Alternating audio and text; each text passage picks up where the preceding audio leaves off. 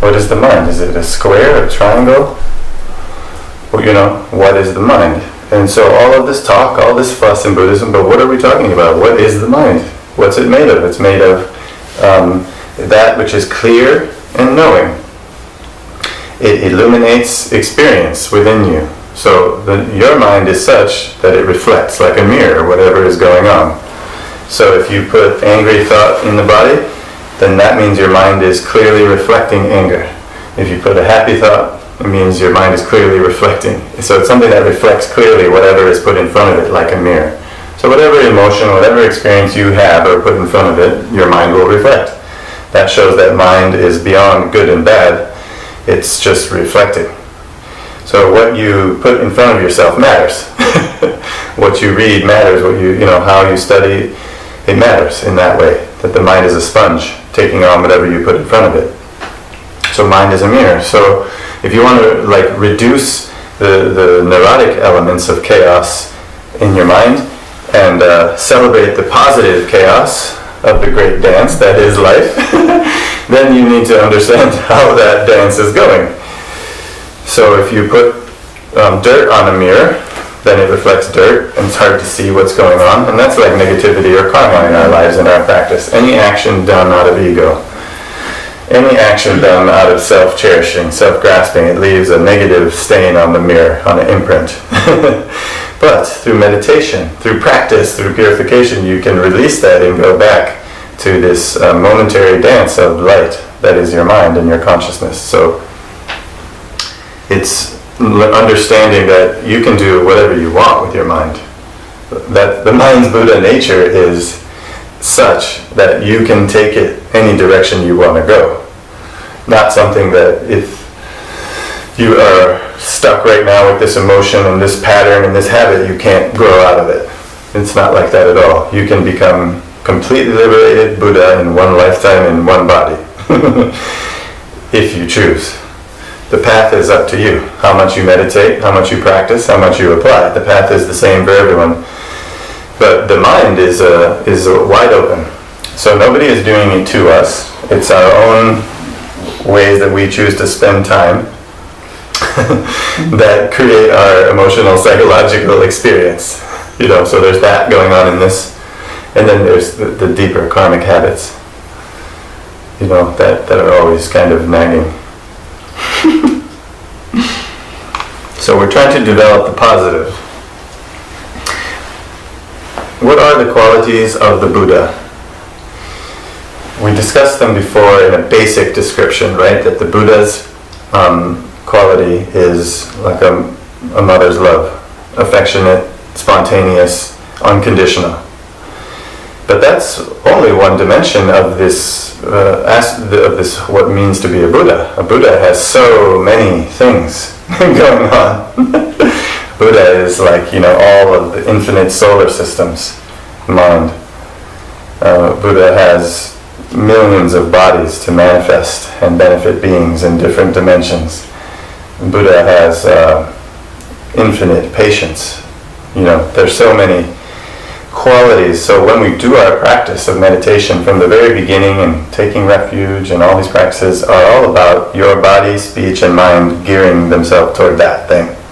That very, very far out thing of what a Buddha is. So we always say that a Buddha is attainable by every living being. It wasn't one Buddha and that's it and it's over. It's you can become Buddha, you can become Buddha, you can become Buddha. Just means awake. Just means like opened. So it's a beautiful state of mind, but there's a lot of garbage in the way that needs to be confronted. And you can confront it the gentle way, like Yangtze Rinpoche, or you can does with me, or you can confront it the Rabina way. It's your choice. Some of us prefer the Rabina way because she's very forceful, and so it's more of like a wake up, and it's very strong, and so that's nice. But when you work with teachers, it's good, and I'm speaking here when you actually like make a formal relationship with a teacher, it's good to find out which type of minds work with which type of minds. We're all different. Some of us come from religious backgrounds that are abusive. We're not looking to be beat down by a religious teacher. That's not why we're here. so I encourage everyone on the Buddhist path of meditation to try to follow your heart, trust your heart, and see, what's really meeting and hitting the mark for you. What's the actual path going to be like? Okay, so now I'm going to talk a little bit about the root of the suffering, the root of samsara. So you've heard this word before, I'm sure, samsara. If you haven't, it's a Buddhist word that means to circle. So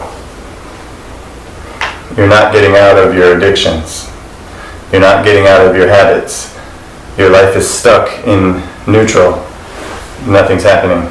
It's always the same. You're having the Bill Murray experience, the Groundhog's Day, but it's not getting better. It's like you get so excited and passionate about the spiritual path, and then nothing. You have so many wishes and hopes, and but it doesn't go anywhere. So we get in these like karmic holding patterns, like this. Sorry, I'm a little warm. We get in these karmic holding patterns, and you're frozen. Nothing is changing. You're not growing. You're not. What's the point of struggling through the teachings? So why try to meditate? Because the cause of samsara is what we call ignorance. And when we say ignorance, it doesn't just mean like you don't know math or something. It means like we're ignorant of the way the human being exists. Fundamentally, we don't understand it. We're all caught up in the movie on the screen, and we're yelling and screaming, but we don't see it as an illusion. We don't see it as a projection. We see it as real. So when we see the movie on the screen in our heads as real, we get in trouble. And so there's an ignorance behind that believes in everything as being concrete. The Buddha said really life is more like a star or a mirage or like an illusion. It's more like that. It's more a light touch, a magical dance of space. It should have that sense to us. But when we hold it like concrete, it's like pouring concrete into the Miami River. And you look, and it's just solid there, and you're freezing a thought. It's just like, that's the state of ignorance. It just freezes and holds on to everything as though it's real. And then that means there's no water can move through, no life, no light, no nurturance. Everything is just all getting dammed up. So we suffer and we cycle once we get out of the present moment, and we're dammed up like that. We're out of the present moment. Somebody says something and then we stop and we get in our head and we start circling. How could they say that about me? Don't they know who I am? How could they say that about me? What are they thinking? What is it? So we've backed away from life and the present moment, and we're in our head spinning, and that's called samsara, to cycle. And it all comes down to believing that we exist. So when you believe that you exist in a concrete way, you're in big trouble. Our bodies are 98% something water, from what I understand. So that's not very concrete. Nobody lives past 100 years, mostly. That's not very concrete. My thoughts change every minute. That's not very concrete. My emotions change every minute. That's not very, there isn't really anything concrete about us. We're very fluid. And that fluidity is beautiful. It's like an art, like a beautiful painting. It's like a beautiful expression of life. But we can't stand that. It makes us scared. We get freaked out. We need to tighten up. So when we tighten up into that one, then we're stuck in ignorance. And that kind of ignorance creates all of our suffering, because it's not possible. It's not possible to isolate ourselves from the universe. It's not possible to isolate ourselves from each other. We can try, but it doesn't actually work because we're interdependent. That's the big, all being connected. Interdependence is the Buddha's big insight under the tree. When he became the Buddha, was that everything is interdependent. So there isn't anything that is concrete or solid. Everything, that's the thing that made him enlightened. That's the thing that made Nagarjuna enlightened and Tsongkhapa. Is that when you see that your emotions and your mind are interdependent, then you get a big holiday from suffering. Big nirvana is there. How it feels normally is like a concrete rock in the chest, like I, me, mine. As George Harrison sang, I, me, mine.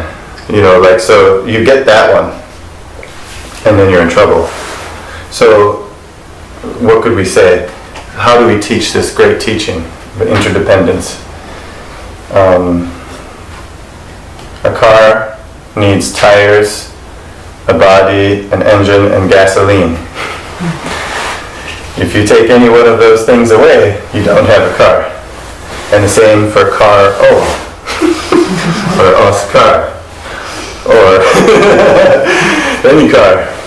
Any person, any emotion, any thought that you have, it is millions of different things coming together in one shooting star. It's a like that. And when we can touch into life like that, it becomes more like a dream, more like a beautiful experience. It's not that things aren't real, but it's just like, wow, I can hear the ocean, I can hear the wind. That's amazing. Depends on having ears and a consciousness and there being wind blowing. So it's the more that meditation seeps into your life, the more happy that you become. Because when we get really upset and start yelling and jump out of the car and screaming at the person next to us, is because we feel it's an isolated incident that's concrete and real. So to reach what's called nirvana in Buddhism, to experience nirvana, it means that you understand that your mind and your body are interdependent, and that there is no you that is independent. There is no independent Carl that doesn't exist from his crazy Norwegian father and his and my mother giving me this body. There's no Carl that exists apart from the thoughts I'm thinking right now that are temporary and will change. So it's like trying to get into that kind of meditation, trying to get into that sort of thing that breaks things down into an endless dynamic interplay. That's how life is. That's how the body and the mind are. There's no independent Carl. There is no singular Carl. There's no permanent Carl. Everything about me depends on other things. So that's that. The root of samsara is believing that you are independent, permanent, and singular, and that you'll live forever.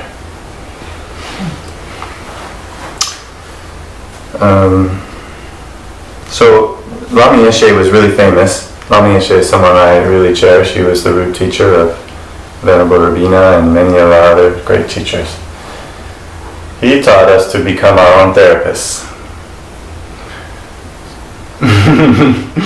So I don't think he meant that we lay down on the couch and then say how we're feeling and then get out of the couch, sit on a chair, and then respond to ourselves. I don't think he meant that, but becoming your own therapist means that once you understand some of these techniques about your mind, you can apply the right medicine to be balanced, to be sane, to be healthy. You can like bring them to bear. Going to a therapist is like working with a teacher. Buddhism comes to the West as a psychology, so it's very much like working with a therapist in some ways, where you're given teachings to work with your mind to help you become more sane and more happy. So if you take it as a hypothesis, the teachings of the Buddha, you put them into practice, then eventually they'll become a rhythm, a second nature inside of yourself. Now I know this, I have this talent, I can play the guitar, I can meditate on the interdependence, I can meditate on impermanence or compassion. I have this talent now because I've been practicing, so I can be my own therapist. So it's highly encouraged to become one's own therapist, but you have to definitely learn the difference between what you're listening to inside of yourself. Because it's very easy to delude oneself. In the desert, Lord Jesus, 40 days and 40 nights, there's all sorts of manifestations telling him this, telling him that. Same thing with Lord Buddha. He had all of these things coming, and you could believe one or another of your thoughts that says that you are God and you are the leader of the world, and you could be the You may have huge ego aggrandizement type thoughts when you meditate. You may have very depressing, loathing thoughts, when you meditate. So you do have to learn to listen to the right inner wisdom when you try to become your own therapist. You don't want to be a bad therapist of yourself, malpractice therapist of yourself. Don't want to go to jail. Yeah, so trying to listen, and so that's what we need to find, the intuition, the wisdom energy, like what is the actual thing? How do I know it's true? Right. What is the actual thing? Your body will tell you is one thing. The body is always in the present moment. If you do yoga, if you meditate, you start to notice the difference. Your body has a very strong intelligence, and it will give you one of these, tighten up. I always feel that when I'm on a big ego trip, my body really lets me, it's tightening up everything, and it's like I'm trying to fight against, a hurricane to try to do what I'm about to do. Like I get anxious, I get all worked up. But before I wasn't sensitive to that, I just plow through it anyway. But now after meditating for some time, I feel like I get these messages. Why? Because your body is made of channels, like yoga, nadis, and those within them is prana. And our consciousness always is connected to the prana. Your mind is always connected to the prana. So either your mind is in lust or in anger, or it's in wisdom energy. And it's a physical place in the body. It's not a thought we're talking about. We're talking either your energy is in where it's supposed to be or it's not.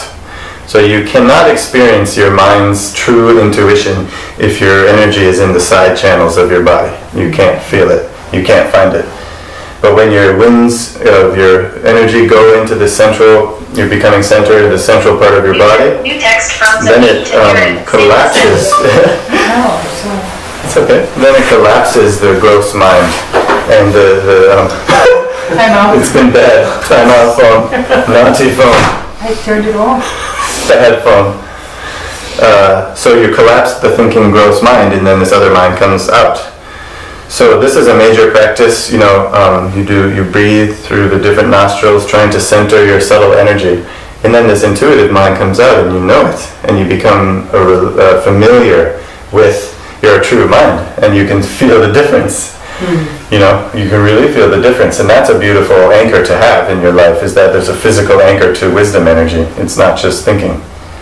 So you feel that you eventually recognize that the energy is misplaced? Yeah, absolutely. There's many ways to deal with it. At the beginning, what we do is what's called the 9-round breathing, where you inhale, and you do different techniques where you try to actually center yourself through your breath. And then you meditate for a little while after that, and then you see, okay, wow, this mind is different than the mind that I have when I'm haven't done such a thing, or when I'm kind of spinning in conceptual thought. You experience it's different. One of them is you're at the bottom of a mountain looking up. That's like daily life, like wow, I have so much to do, so many things. How am I ever going to climb up this Himalayan mountain? And then the other one, once you're abiding in the right place, is like being on top of the mountain. And you have a 360 panoramic view of life, and your heart is open. So, the enlightened mind, wisdom energy, is always characterized by openness, So when you're starting to touch into more space and more openness, that means you're going in the right way. When you're just getting more narrow and more anxious, yes, we can say no, that is not the path. It's not going the right way. I don't know if that answers your question, but I tried. Good job, thanks. Yes. Okay. So now, don't believe a word Buddha says. You shouldn't believe anything Buddha says because Buddha says it. Don't believe it, Yes, I'm here teaching Buddhism, but it's just not good. It doesn't help anybody. It's not going to work if we just take these teachings on blind faith. You have to go make it experiential for yourself. Just go meditate and see if it works for you or not. And then you can say, yes, I believe in that teaching. Please, that's the view of the Buddha, is go try it, practice it like someone in a laboratory, like a scientist making things in a laboratory. You just test different things out. See what works. test your theory out. So don't believe anything the Buddha said just because he said it.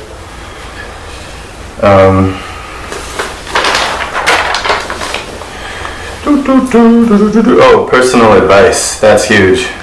This is a theme that comes up all the time, and it still never hits after all these years. Is that the teachings are meant to be personal advice for your mind. You know, the teacher, like when I go sit at the feet of Geshe-la, he's not teaching me those things because he needs them for himself. In that way, like I try to look at, like when I go to the doctor because I have a flu, he's not giving me medicine because he's sick. You know, something like that. It's not that way. It's not good to look at it that way as a student. There's no benefit. You know, it's like, oh, he's just sort of doing his thing. That's nice that he's talking. But, you know, more like a spectator sport. Buddhism is not a spectator sport. It's not like going to a movie. It's more like a participating. So you should look at the teachings as personal advice. Like, I'm going to take that teaching to heart and meditate on it and see what it means. And, like, apply it to my ego and my emotion and my mind, you know, all, like, whatever I hear. And then see what happens. So taking the teachings as personal advice and not as a professorial kind of thing that you're academically exploring a subject to write a paper on and pass a class. Not just that way.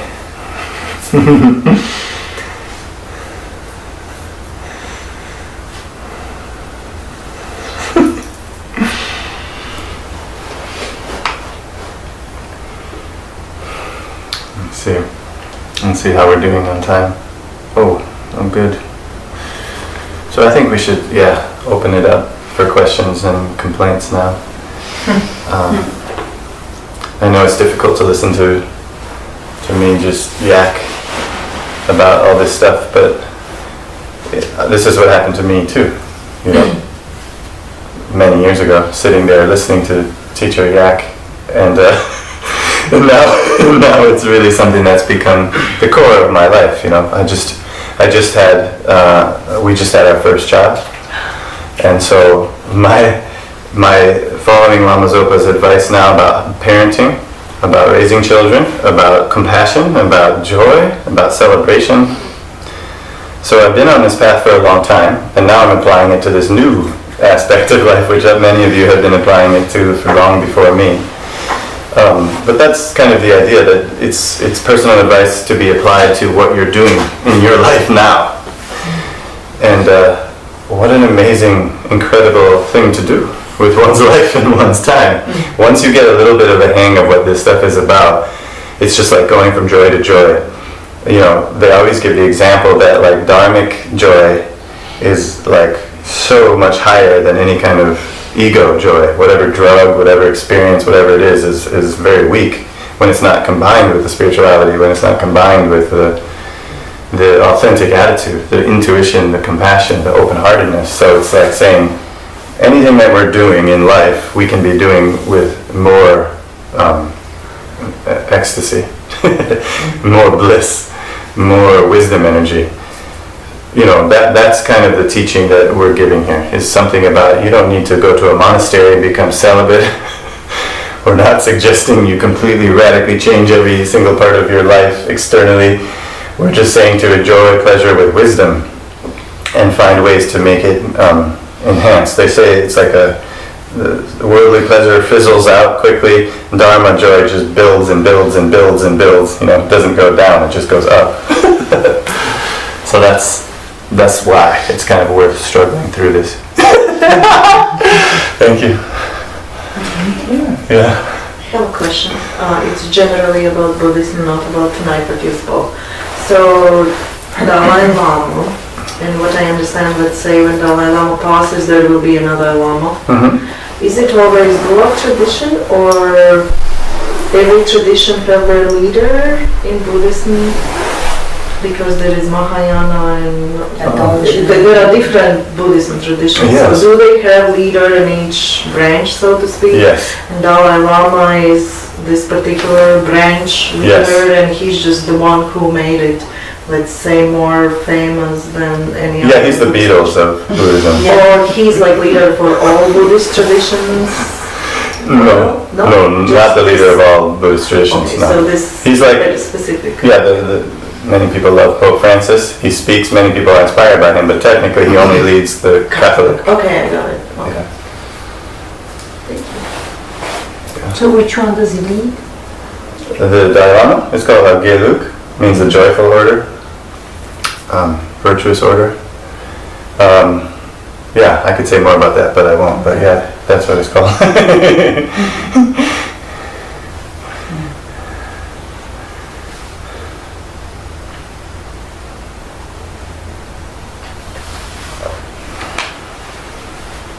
So you talk about this possibility, no, of becoming Buddha, but I think we all experience like glimpses of that, no? Yes.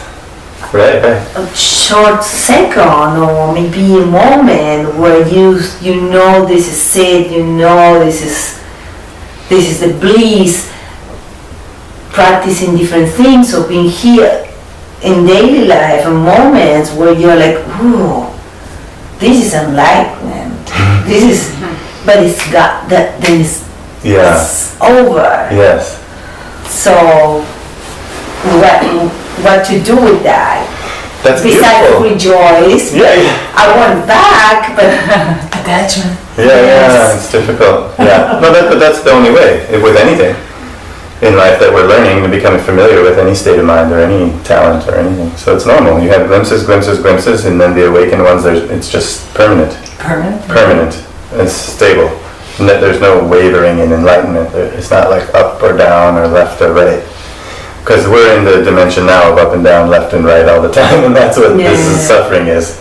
yeah, It's not straightforward. It's not simplicity of, So this is it's called Vajra, or indestructible. Enlightenment is a Vajra. It is an irreversible state. So you can't fall out